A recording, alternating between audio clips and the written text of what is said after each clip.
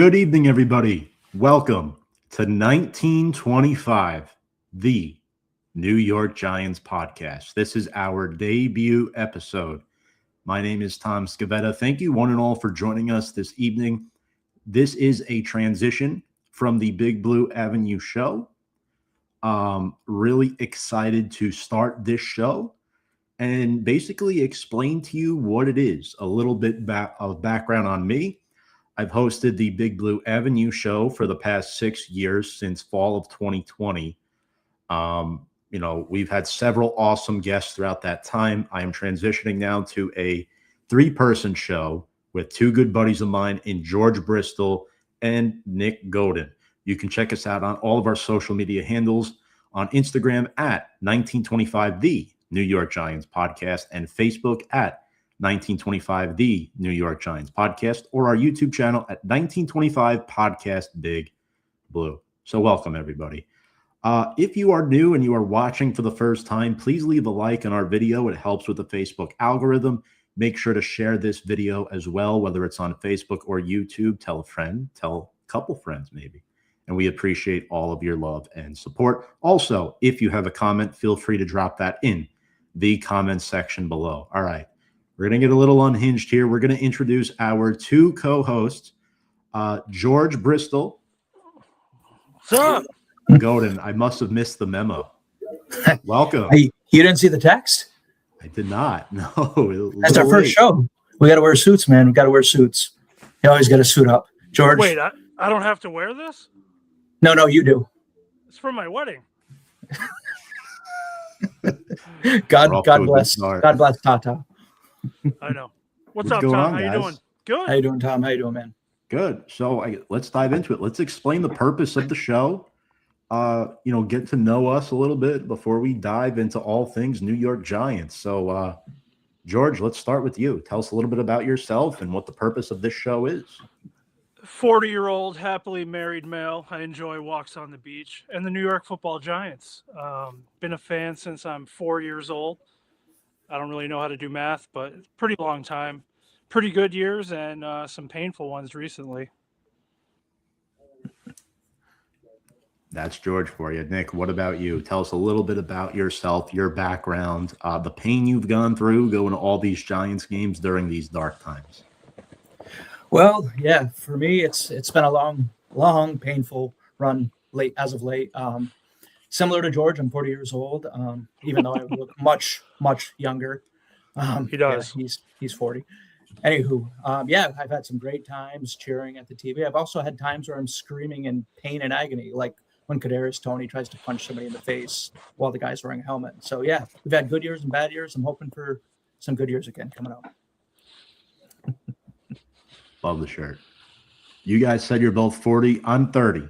So that should be fun. We get a little bit of 90s talk, early 2000s. You guys know a little bit about the 80s as well. And make a toast, guys. You got your drinks? Absolutely. Little cheers. Cheers, guys. Cheers. Let's have some fun.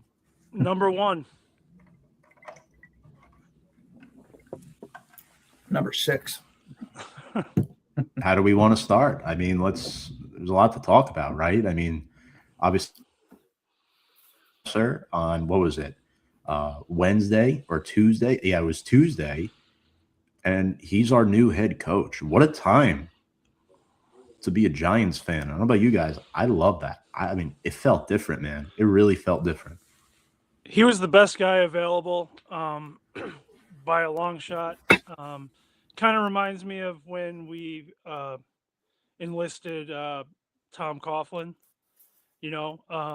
Similar thing. The Giants were in a little bit of disarray.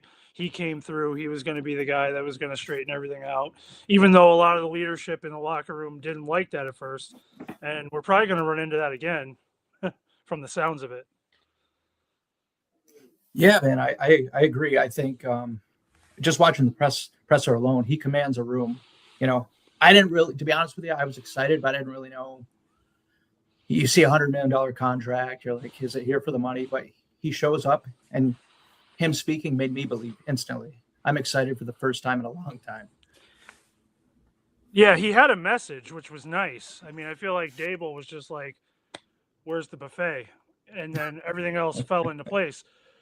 Harbaugh came in and was like, "Nope, this place obviously sucks. I'm going to make it not suck so much, and that's my job. And you're going to be proud of this team." I love that he spoke to the fans. I haven't been spoken to from a coach in a very long time. That was refreshing. But you know, the devil you know is better than the devil you don't know. Sometimes we'll see how this goes. Shout out to my pops. First comment. What's up, Dad? All the way down in sunny Florida. We're suffering through this cold winter. I say that living in New York City. You guys are up north a little bit. So Yeah, it was 5 below the other day, Tom. So respectfully, fuck off. It's freezing. It's very cold. yeah, I could only imagine. Well, George, you're a transplant. You're really from down here. Yeah, that's true, but it's still cold. I mean, I just got in from splitting wood a couple minutes ago, and I'm tired. But I didn't split wood. You bought that wood. Let's be real. I sure did. I get the Stewart's bag, $5.99. Tom, do you know what Stewart's is? No, tell me about this. Stewart's is just a chain of gas stations all throughout the Northeast. Wait a minute. I think my brother. Oh, took me Danny there. loves them. Danny Yeah. loves them. Yeah. For those of you that don't know, George and my brother Danny were best friends growing up. I mean, they still are. They're tight. They're very close. So, shout out Danny if you're watching. I know he goes to sleep pretty early, but you know, Not the Danny I remember.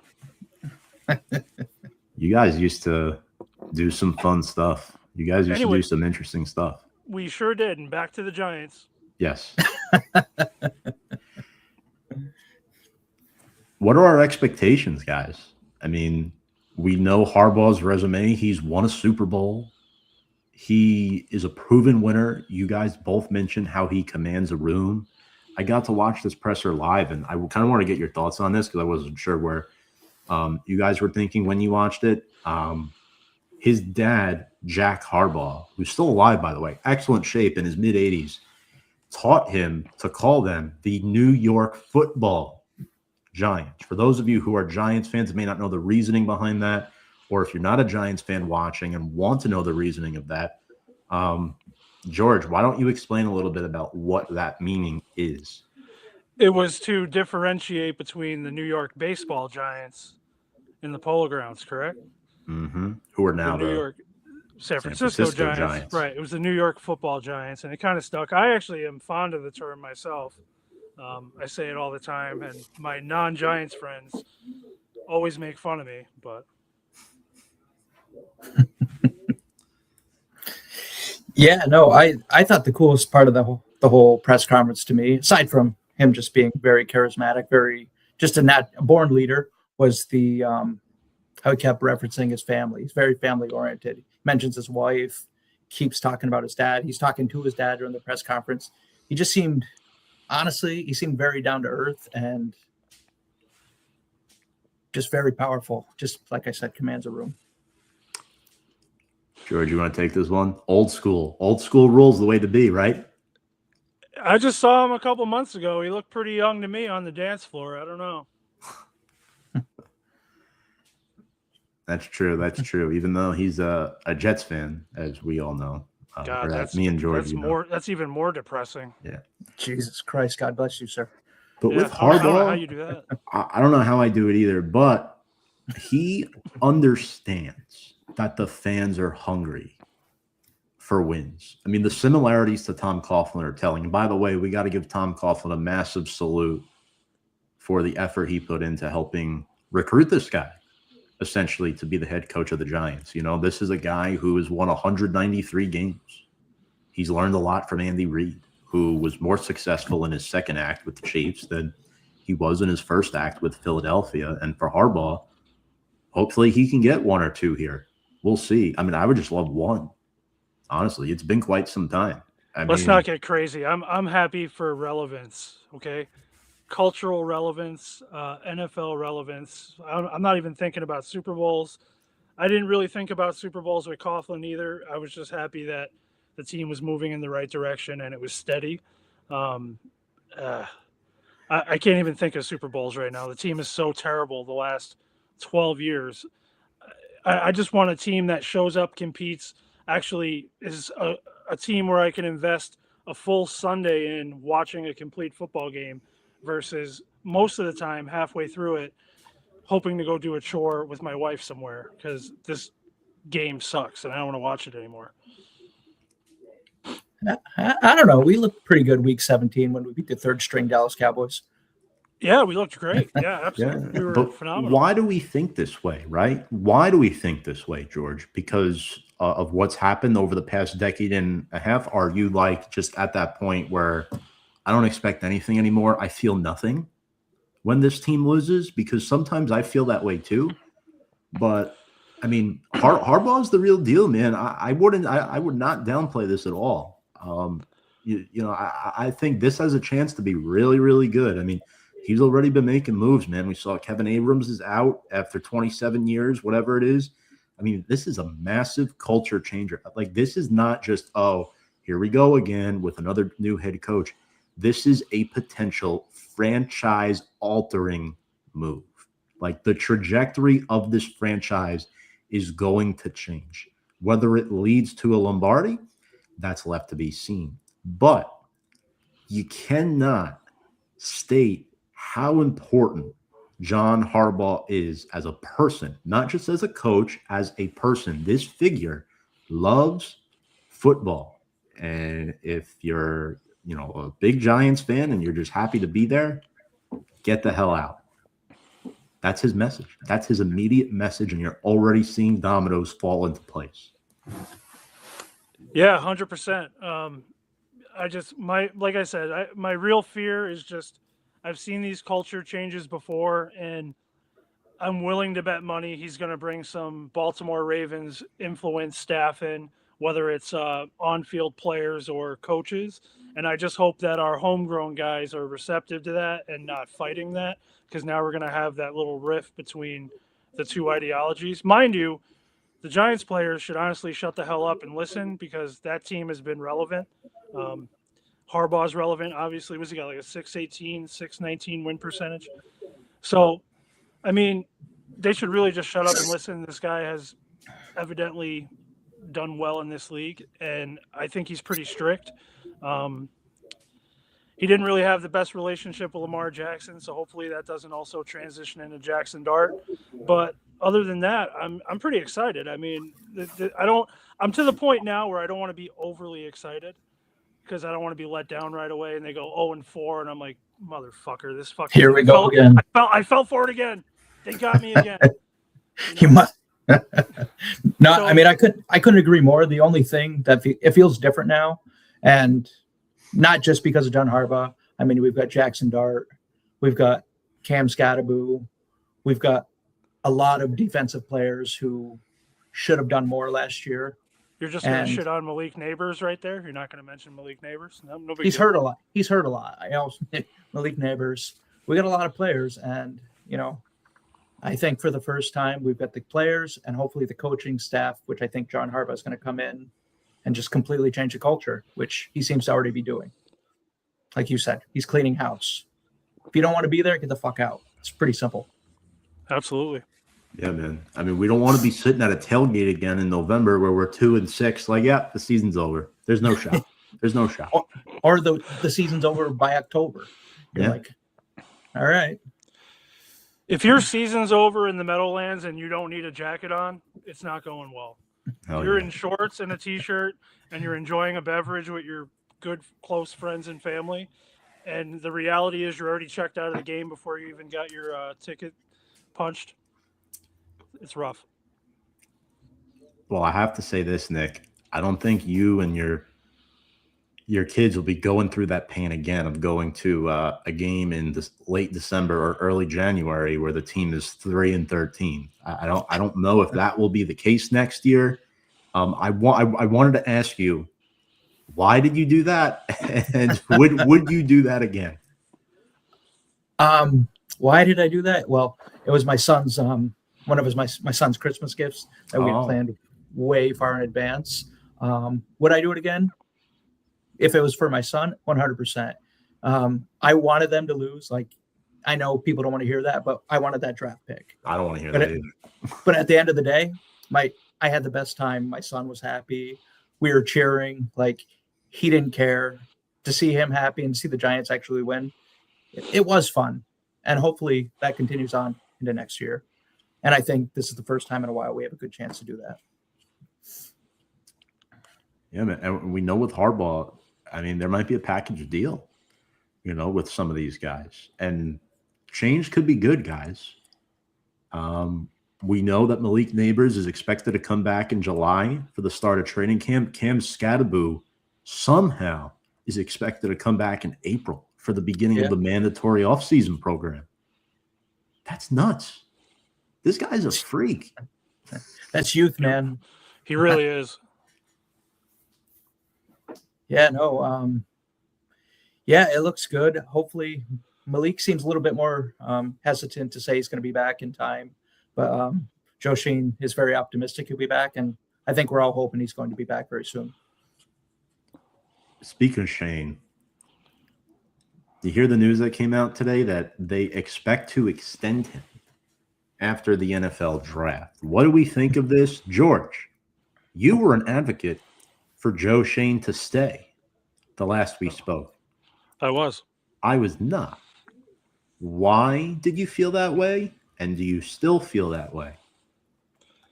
So I think a lot of the moves he made were the right moves at the right time. And a lot of it was on the players themselves. They stopped their own development in a lot of cases. The defensive players, with the exception of Deonte Banks, I'm going to give a small pass to, because they look totally different under Wink Martindale. Under Wink, it seemed way more aggressive, way more fun, a little more crash and dash kind of football. Once they got out of that and went to that weak, safe zone looks and these fake stunts and stuff, those players, Tyler Nubin, and I will actually include Deonte Banks, he looked worse in it as well. Flott looked better, which was odd. It just didn't. You got to give them a little bit of a pass. These guys have no continuity in how they've been coached. All right, so this is a new start. I'll even have to give Deonte Banks a start if he's hanging around.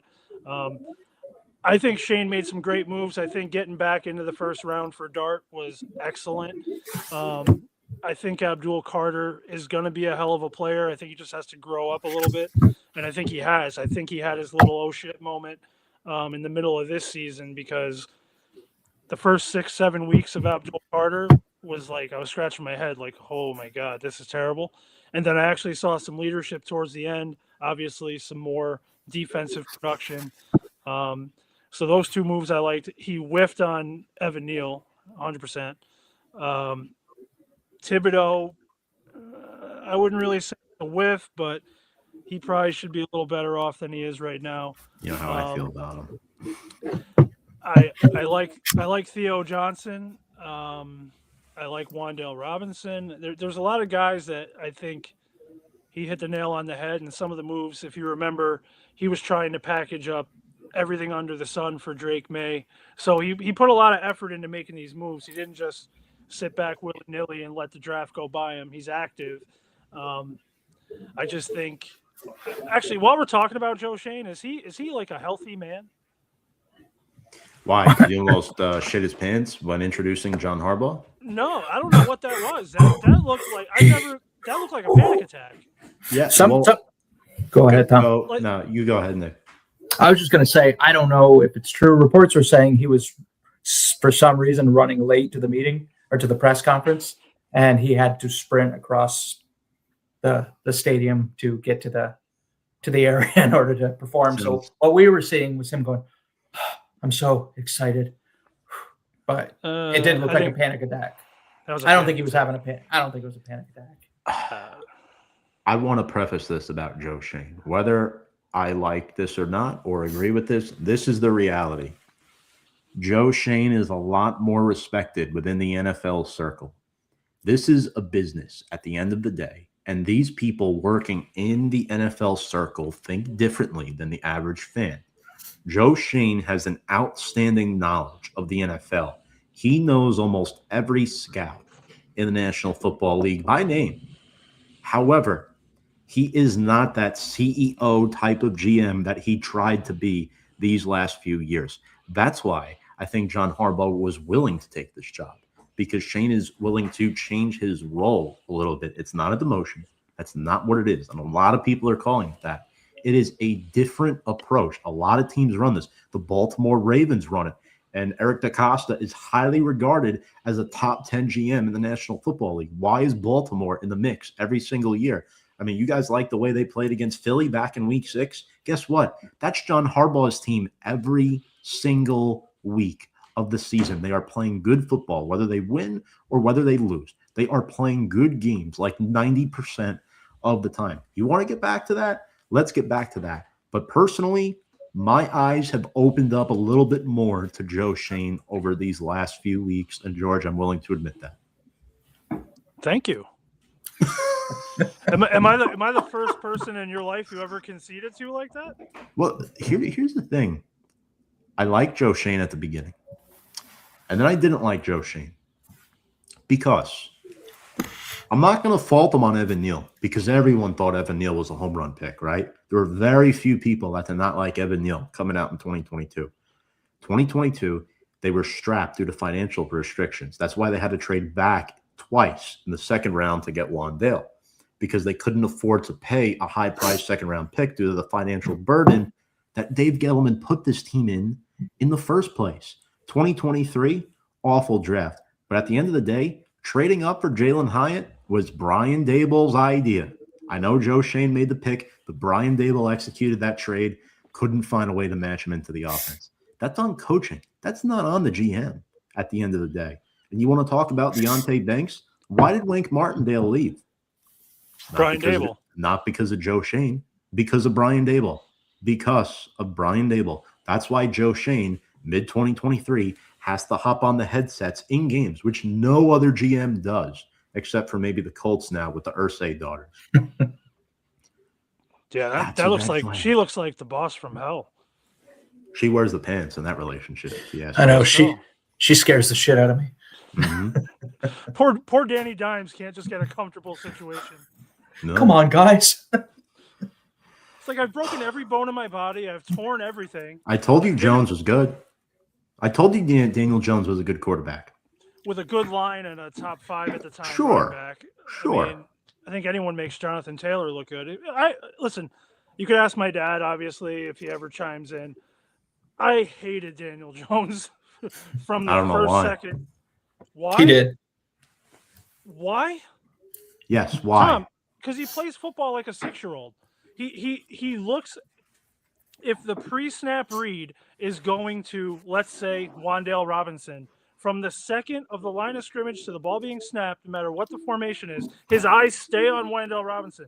So unless you have a completely inept secondary, which the NFL doesn't have many of, these guys lock in, and at the very least, they're going to crush that player. And if they don't get a fumble or an interception, they're going to disrupt the play. Nothing ever looked clean with Jones, except for his RPO stuff in the beginning before he got hurt. When he was able to do the razzle-dazzle and the running up the field, that stuff was nice. But they figured that out, too. And the only thing I'll give Jones, though, he played with a horrible line his whole career. What do you think? He played with a horrible line first few years. He went through a few different offensive coordinators. So I defended him for a while. But the minute I saw him go out, he was injured again, and Tyrod Taylor came in and played much better, I gave up on Jones. Like, he seems like a nice kid. I rooted for him. But he wasn't the answer, at least not for the New York Giants. The difference I see with a Jackson Dart is Jackson Dart can seemingly make players better, where Jones needs the tools around him to make himself better. Yeah. You have a fan there, George? Yeah, it's Dave. Dave Allard. He runs one of the NFC East pages on Facebook. What's up, Dave? What's up, Dave? How you doing, man? Shout out, Dave. Thank you for big watching. Giants fan. Big, literally. Oh, yeah? And he's super tall. Yeah. We big may have Giants to have him on one day. Hey, if he's up for it, he can talk game. That's for sure. He can talk football. Are all your other friends really, really tall? Every other Most friend of them. Yeah. You got Brian. Brian's 6'4", 6'5". Joe's What up you there. got? Joe. How tall's Joe? He's a 7-footer, yeah. Yeah. Unbelievable. Dude, he I'm looks the- like The Undertaker. I'm the smallest guy in any crowd. Yeah. And Yeah, then he goes, and- My friends. you go pick a fight, right? No, not at 40. You're the smallest guy, George, because I'm pretty in sure in a lot of football game settings, when we have our tailgate, I'm the shortest guy. Nick's Danny been there. told me in school growing up you were class. Always. Yeah, but then you stop growing. There, Yeah. there you go. Shout out to John Unterweger saying Hardball, great hire. My cousin from Oklahoma. Shout out to you, John. I'm sorry about your Sooners, man. That was a tough first round exit in the CFP. Sorry about that. Saying good luck. You know who we could get, George? Remember that Kevin Milan guy from the bike shop or whatever? Yeah, he's a big Giants fan. Yeah. Absolutely. Definitely. Should talk to him about Daniel Jones. I'm sure. You know what, Tom? You keep making this point about Daniel Jones. Every single person that fought me on Daniel Jones at some point within the last like 3 years came up to me and was like, "Yeah, you're kind of right. He wasn't that great." He wasn't that great for the Giants, though, right? Yeah. Look, Dart. I'll admit this. Dart has already passed the eye test. Jones never did. But one thing you cannot question is his mental toughness. That Correct. was second to none. The thing about Jones is drafting him where they drafted him did not help him. Correct. No. If they would have grabbed him in the second, third, or even as some people thought fourth round, he would have been, wow, we got a serviceable quarterback out of a late pick. But when you take him that high in the first, that's a different level of production that's expected of you, a la Evan Neal, Kayvon Thibodeau, early part of Abdul Carter, like Deontay Banks in the first round. Like all these guys, it changes the expectation. Like we essentially poured in a lot of equity to obtain that player. Do we agree? Sure, but 19 is a bad example. It wasn't the best draft, but I mean, Dexter, No. Julian Love, Slayton. I don't know. and we had no money for Love. We had no money for McKinney. We let two good secondary homegrown guys basically Sure, but walk. that falls on Joe Shane, right? I know you're an advocate for him, but again, these were reasons why I wanted Shane gone.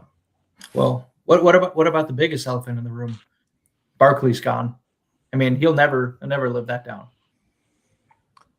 Nick, did we get your official take on this topic, Joe Shane being extended? Did you ever give like are you kind of like with George on it, or are you more like me, open to it, or are you just like, no, this is a terrible idea? I'm kind of right there in the middle, to be honest with you. I think he's done a lot of good things, but he's done a lot of bad things. His draft, but he also walked into shit too. People forget that. I think the biggest thing with Shane is a lot of fans and myself have trouble forgiving him for letting go of Saquon Barkley. I mean, we're still hurting for that. Barkley got the contract he wanted, and he clearly wanted out. And what happened? He should have been the MVP, and he got a Super Bowl the next season, and we let him go. So I think he's got that hanging over his head too, in my opinion. So I'm right there in the middle. I do think we need some continuity. So it's kind of good to keep him around, but I would have to think, I would hope there's kind of a short leash, or at least behind closed doors. He doesn't have as much power as he once had.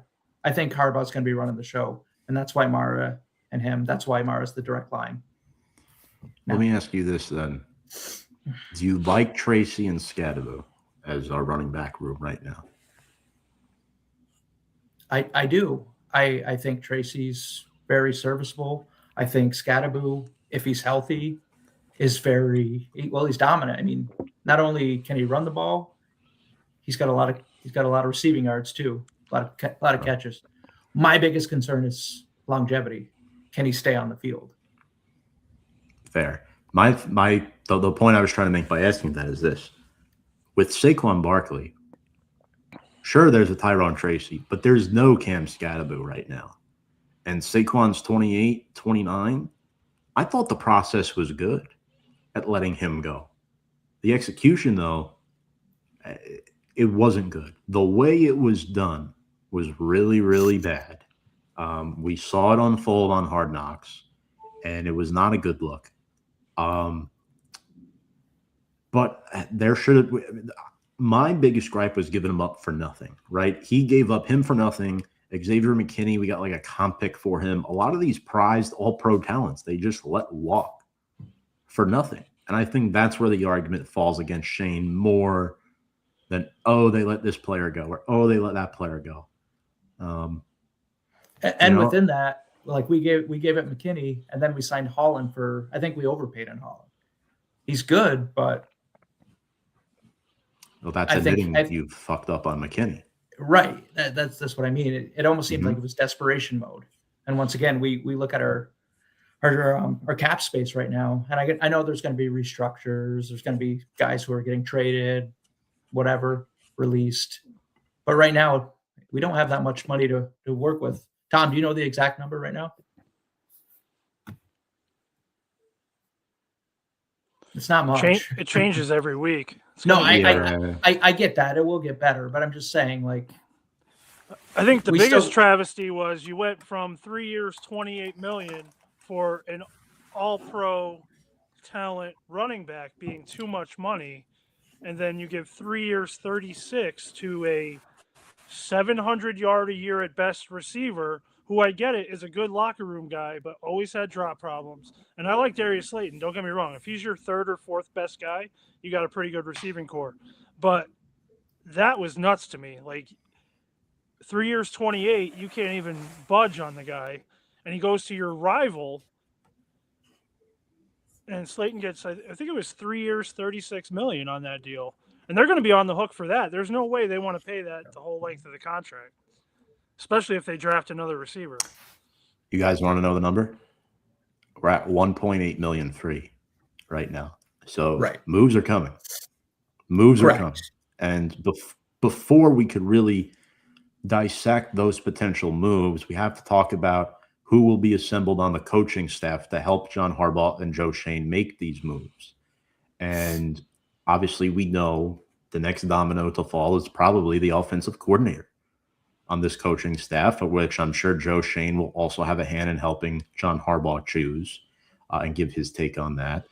And right now, with Todd Monken pulling himself out of the Browns head coaching discussion, he has emerged as the favorite for this role, a guy who was the OC under John Harbaugh for a few years and highly respected individual among the league who helped develop two-time MVP Lamar Jackson.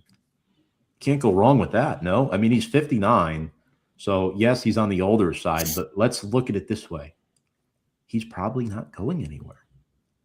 You know, like, you might have him for a while where it's one of these young guys who just get poached every year, right? Like, I mean, personally, I would like this option. This is my number one option. George? Yeah, I agree. I mean, let's not go crazy. The Ravens have not been world beaters the last 3 years. They've had their issues with Lamar. They had a few issues with Derrick Henry off and on. They had some schematic issues. Obviously, Lamar was injured for a little bit, but I mean, they got rid of Harbaugh for a reason, right? They were stuck where they were. They hit their ceiling, right? Similarly to the Bills, correct? So it always drives me nuts because I would love for a playoff coach, right? Like, that's my dream. These two teams had one pretty much annually, and they got walking papers because they're not meeting expectations, right? So I'm fine with Todd Monken being the OC. Obviously, you know that Harbaugh's going to have some influence with guys he has some networking with already. I mean, we already know that from our little mini Bills experiment with the Giants. As long as that doesn't get too heavy where every single person back there holding the clipboard is from the Ravens, I'm fine with it. Yeah, no, I agree. I personally like the idea of Todd Monken coming in too. He's known for developing young quarterbacks, and we have one. He developed Lamar, obviously in Baltimore. He's got Baker Mayfield with Baker Mayfield's tenure in Cleveland. And he's going to be familiar. I think him and Harbaugh are going to be on the same wavelength. They're going to be on the same path. They They know what they want. They know what to expect from each other. And I do agree with you, though, George. I don't want this to become the Baltimore Raven New York Giants. I think there needs to be some differences. I personally would like to see Kafka have some sort of role still. A lot of guys, he kind of got shit on, but I think he did a pretty good job for the situation he was put into at the end of the season. You mean Caillou? Caillou. Yeah. I'll never let you live that down, George. That is all I see. That was more Nick than me. That was Nick, 100. That was all you. Nice. Yeah, I'm taking credit for that. That was me. Yeah. No, Kafka did fine. I mean, listen, he inherited a complete shit show. It's got to be hard to go from being a play caller that every other week Dable's taking your play calling abilities away. Now all of a sudden the whole team is under your umbrella, and he had to fire guys. They made him fire guys 2 weeks into his job, basically. Like, those conversations took place that early. Like, so he I think it was a good learning curve for him. He's a smart guy. He's going to be in the league. He's going to be an OC somewhere, and he might have another shot down the road, hopefully with a better starting point. Yeah, better situation. Yeah. Anybody else you guys like for this role? I mean, there's Tommy Reese, Cliff Kingsbury, Mike McDaniel's off the board, obviously. Davis Webb is out there, Broncos QB coach. I'm not against Mike McDaniel, obviously, but I know he's not an option anymore. But I think offensively, as an OC, he was pretty good. I think his failures came from running a locker room, straightening out that he was too loose in that regard. But as far as a guy drawing up plays, he was a whiz. Hot take. We talked about this, and you know what's coming, George. Nick, you might know what's coming too. There's one name on this list that we have not discussed yet, and I know this person is likely to take another job as an OC. But there's one guy who they're not going to hire him as an OC, but that they should consider for this role. Brian Daboll. Oh, no. Brian Daboll should be in consideration for the OC position, George, and you know it. That connection with Jackson Dart is massive. I mean, sure, he's not a head coach, especially for the Giants. He did a bad job. I understand that. But before you rip me to pieces on this, I want to say this. Brian Daboll's a big reason why we have Jackson Dart.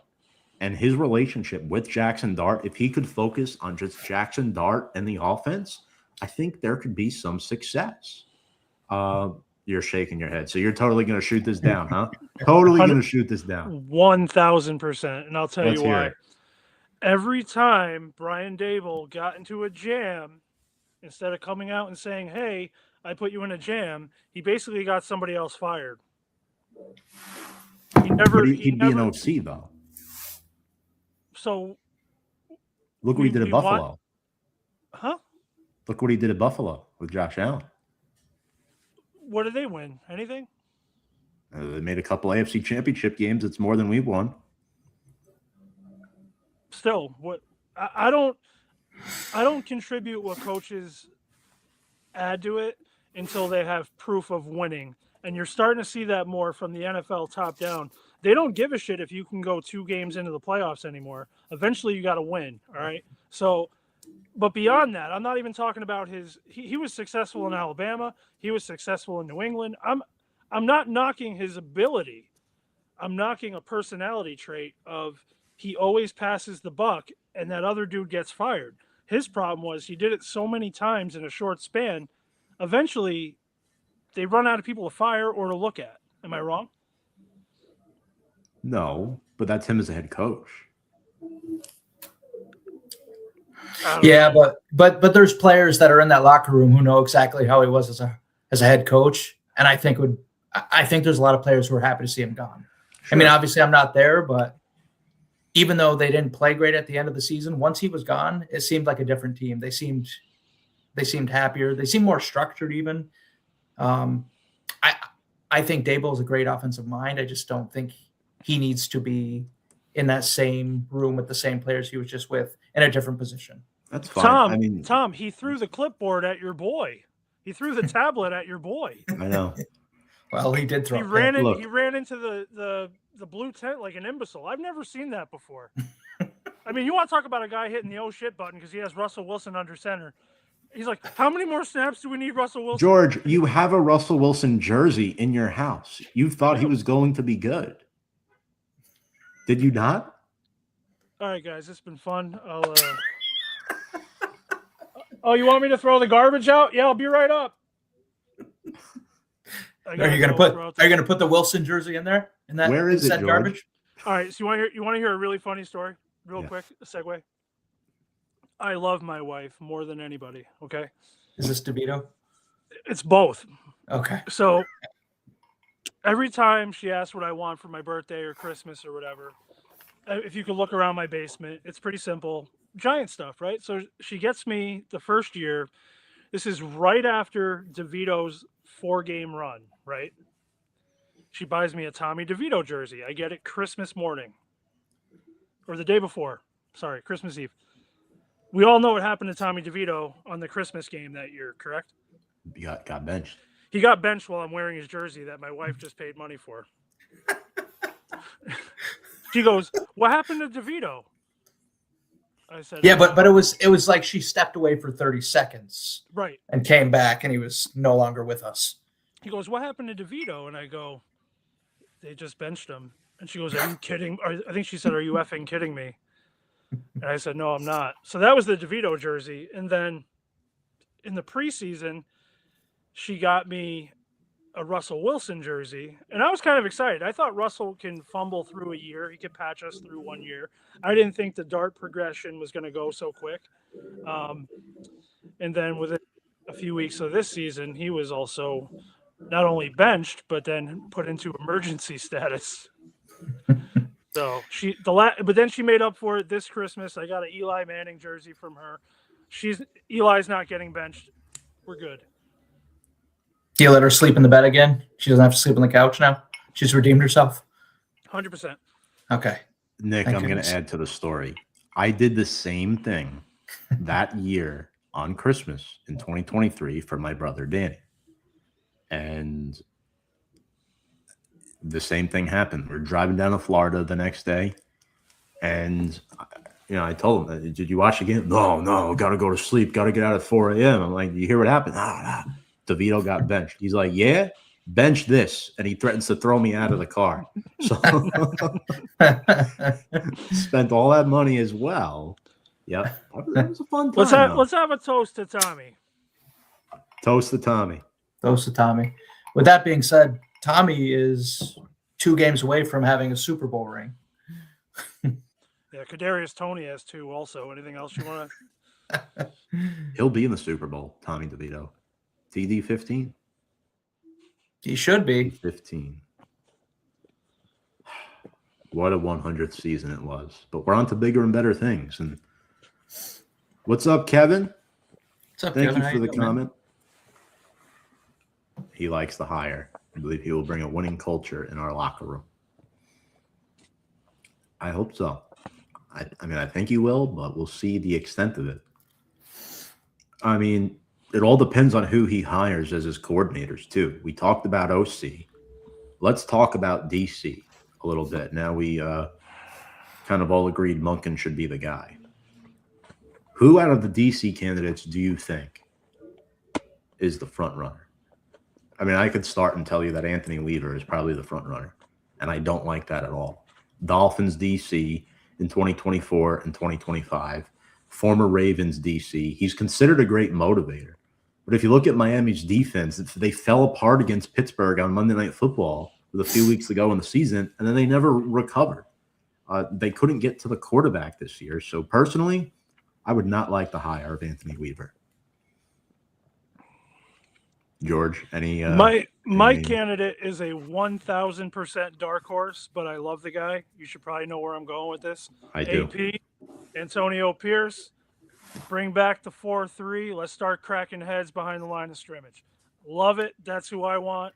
Probably not going to happen. I hope he's maybe in the building in some capacity on defense, and then maybe can work his way into that role.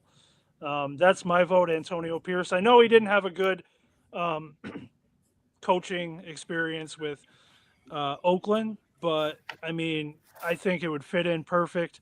He loved playing here. He loves smash mouth defense, which, if you look at all 4 championship teams this organization has had in 101 years, all 4 of them had the same formula on defense. He was a part of one of them. So that is who I want too, by the way, is wow. AP. And the reason why, remember that play he blew up in the NFC Championship game against Green Bay, that 3rd and long screen where if he doesn't make that tackle, they're likely scoring a touchdown? I'll forever remember him for that. And the attitude that he brings to the game, I think he will bring to coaching as well, specifically a defense. I mean, he's currently an analyst at CBS Sports.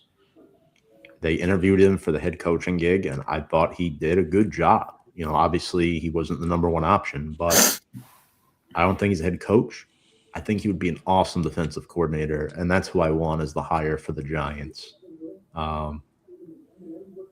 Nick, any ideas in mind?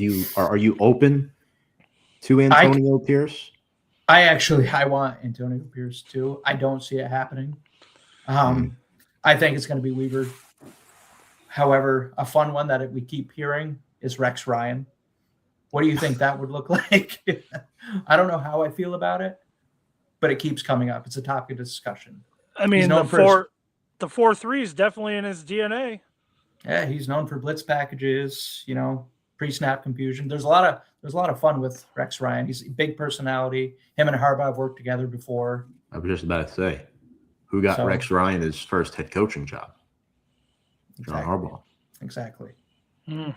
So I don't see it happening, but I think that would be an interesting one. Great defensive mind, not a great head coach, not a bad head coach either. But how would I think the most interesting thing there would be how they would clash personality-wise. We got a couple more comments, not on the stream feed, but on the post. Amia Andrade checking in, saying hello, and my fiance Deanna Karen saying awesome with the blue heart and the football emoji. Shout out to Deanna. Sorry, we're corrupting your soon-to-be husband. Oh yeah, trying to sleep. I'm trying to record. There you go. Gotta love it. Gotta love it. How about Jim Leonard? Dark horse name. Played for John Harbaugh a little bit. He is currently the Broncos' assistant head coach. He is a potential lead candidate. I wouldn't mind him. One other guy too.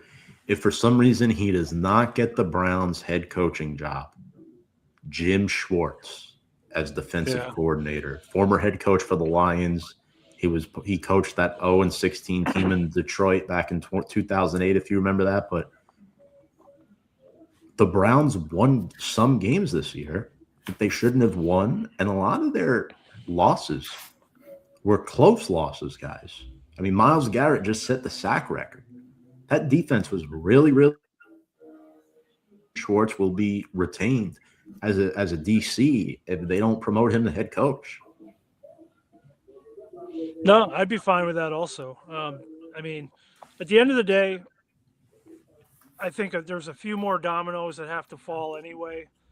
We still have 2 sets of teams getting eliminated this coming weekend, and then we're going to obviously have the Super Bowl. Usually someone moves on from a Super Bowl win and then gets put into different positions. So I think there's still some more coaching carousel movements to happen on the coordinator side, but I'm still going AP. That's who I want. Even if he has to grow into the role for a year or two, like, I'm fine with that. Like, as long as we move forward, I'm happy with it.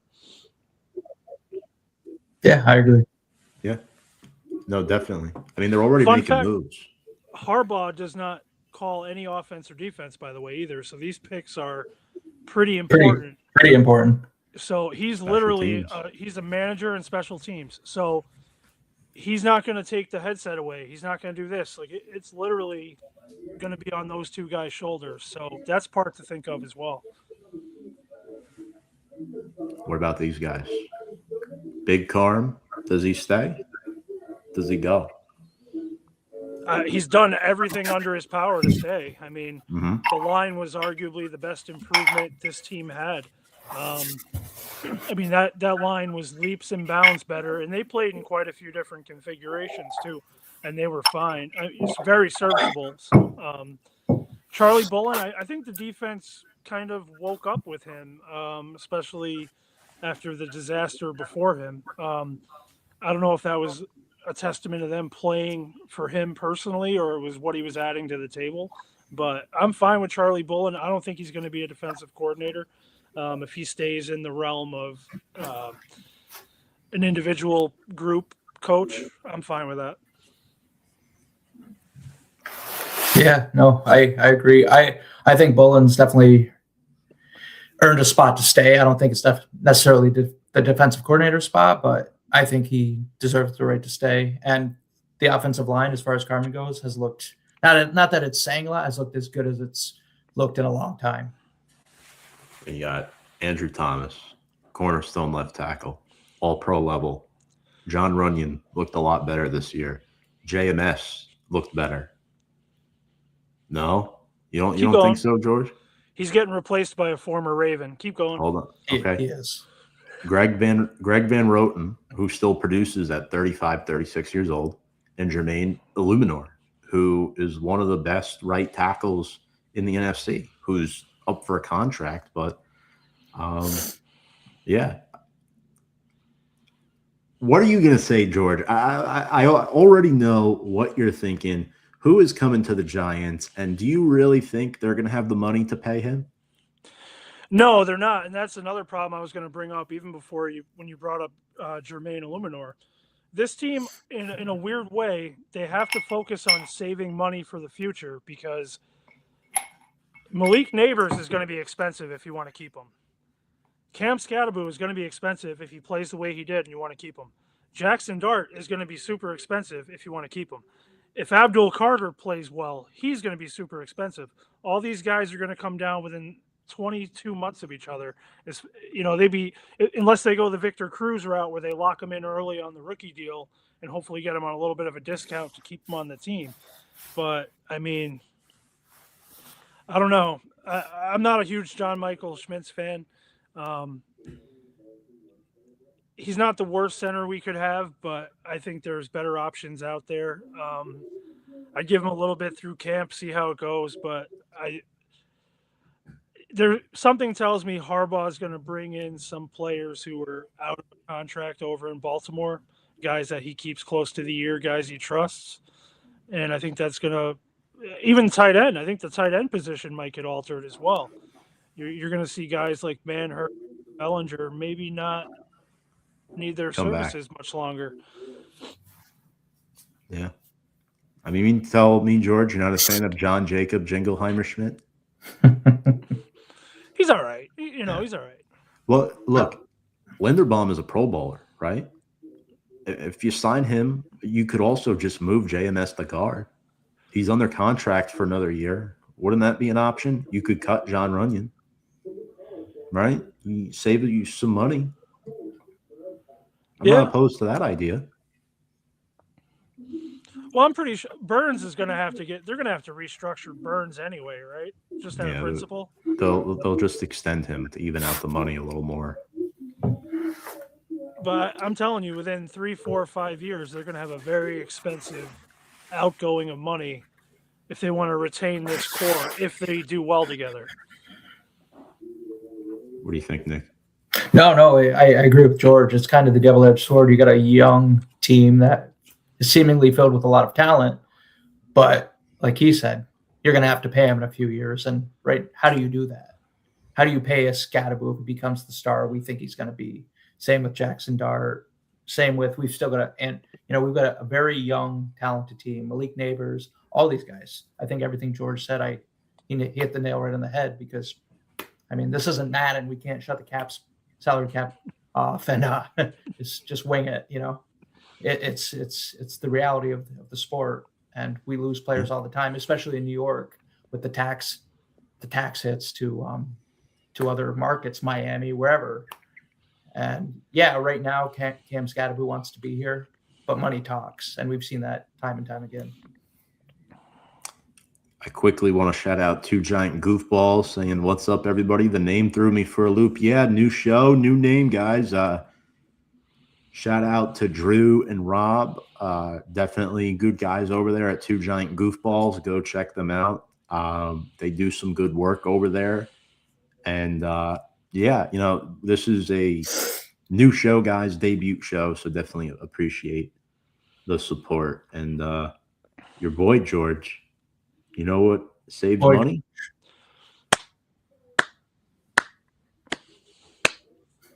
He's not clapping for me, I guess. Well, you can take that either way. You want to win football games? You want to get the right guys in the locker room? Why would you pass on a Pro Bowl center if you have the opportunity to do so? They could cut John Runyon.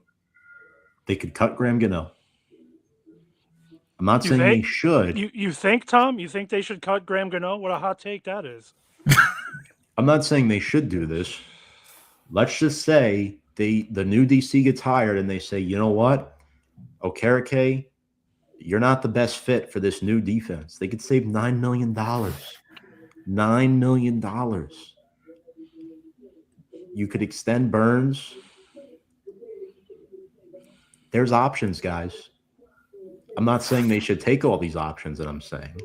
I don't think all of them are great ideas. There's a lot of options they could do right now. And I want to point out something Goofballs just said. 3-time Pro Bowler. He's played 4 years. He's a 3-time Pro Bowler. You want to change the culture? You want to set the tone? You want to play physical football and score touchdowns? How about you win the line of scrimmage first? How about you win the line of scrimmage? Look how, not to go off on college, number 10 Miami made the national championship game. You know why? Because they kept opposing offenses off the field. They control the line of scrimmage. JMS, as they just mentioned, and I did know this, by the way, but I do appreciate this. I will shout you guys out. That's a clever comment. Played guard in high school. Played guard at the Senior Bowl, too. Why not make the adjustment, guys? Why not? I wasn't even talking from a financial aspect. I just know this guy's going to bring certain trusted veterans in to help change what he's going to do. Because right now, this team, 100%, what he just said is 100% correct. Illuminor needs to be retained. You have to get that, hopefully a healthy Andrew Thomas and Illuminor, and then you have a lot more availability on the inside, in my opinion. But and then draft somebody at right tackle. Correct. Like a Maui Goa. 100%. Like that Maui Goa kid from Miami? But like I said, I wouldn't be shocked either if that's one of the guys Harbaugh brings in to install this new product. Well, Jermaine Illuminor was once a Baltimore Raven, by the way. Fun fact. Might work. He might have been drafted by them, actually. I have to look into that. But appreciate the comments, guys. It's been awesome so far. But yeah, what else, George? What else have these guys done? Finally making moves. Finally. Abrams is out the door. Gone. These guys should have all been out the door the second people were putting their own blue-collar money into flying a plane over the Meadowlands, expressing their disgust. The Giants are loyal to a flaw, not to steal your quote, Nick, but they're loyal to a flaw. They keep on to people way too long, and then you have to have these moments like this where we abruptly get rid of them.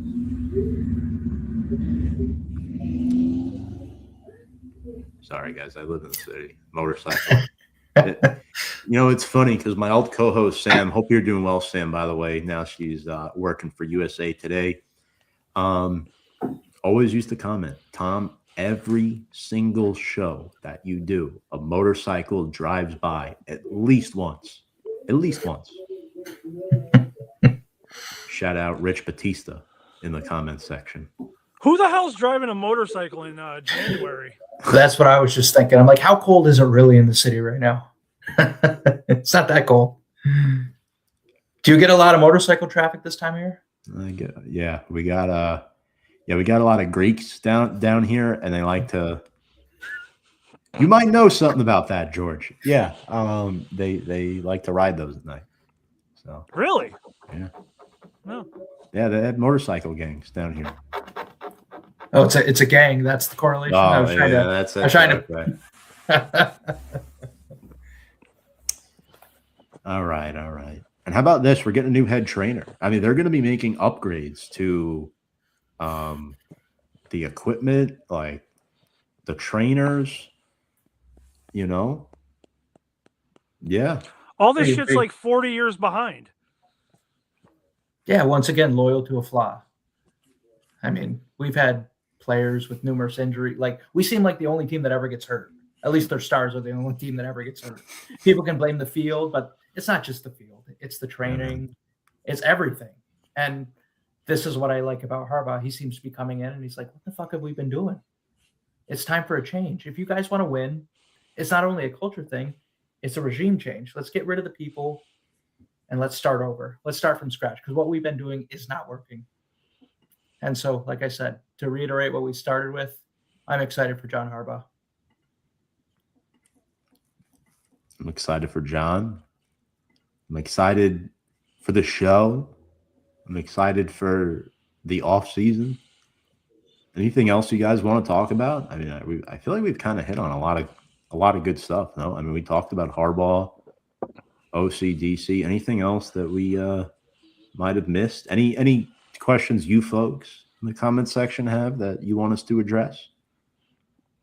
I think we have a surprise, George. Is that the Macarena? No. We have a surprise? Do we? Next Wednesday. What's happening What's next going on? Wednesday? That's right. Oh, shit. What's happening next Wednesday? George, the floor is yours. So, we have our first guest. Second show, first guest. Took a lot of work. We wrapped it up today. How do I do this? I'm going to geek out, all right? One of my favorite players in New York Giants history, all right? Two-time Super Bowl champion, member of the Big Blue Wrecking Crew, one of the baddest MFers ever to play the game, Giants Ring of Honor member, Leonard Marshall, right here next week, hanging out with us, talking everything you want to hear, all about the career, the locker room, the plays behind the play, the stuff, the X's and O's. We're going to bust balls. We're going to have some fun. I cannot wait. One of my favorite, easily one of my top five players all time. Super underrated, kind of fell in the shadows of Harry Carson, Carl Banks, and Lawrence Taylor. Manhandled offensive lines. I mean, we're going to get into it, obviously. But locked in today, next week, Wednesday, the 28th of January, 8 p.m., Leonard Marshall, right there next to him. Unfortunately, he has to sit next to Nick, but... Well, if we put him next to you, you might do weird things to him. Look at you. Look how excited you are. We're all very excited. Second show. Yeah, I heard you spoke to him today for like 25 minutes too. Is that true or is that fake? No, that's real. Wow. Yeah. Moving up in the world. So the beginning of the phone call, this is one thing I'm going to say about Leonard Marshall. He's so down to earth when you talk to him. In the beginning, I'm like, hi. I'm just like, hi. Oh my God, it's really, in my head, that's what I'm thinking. And he just brings you down to earth and you're talking football and all that great stuff. So I cannot wait. I'm sure you feel the same. We're going to have him for a whole hour. So we'll have to do our homework and have some fun. Wow. That's groundbreaking news. Me trying to pretend like I didn't know before just now. Folks, we've got a massive treat for you next week. I mean, the name of our show is 1925 for a reason, right? I mean, targeting a legend from the past.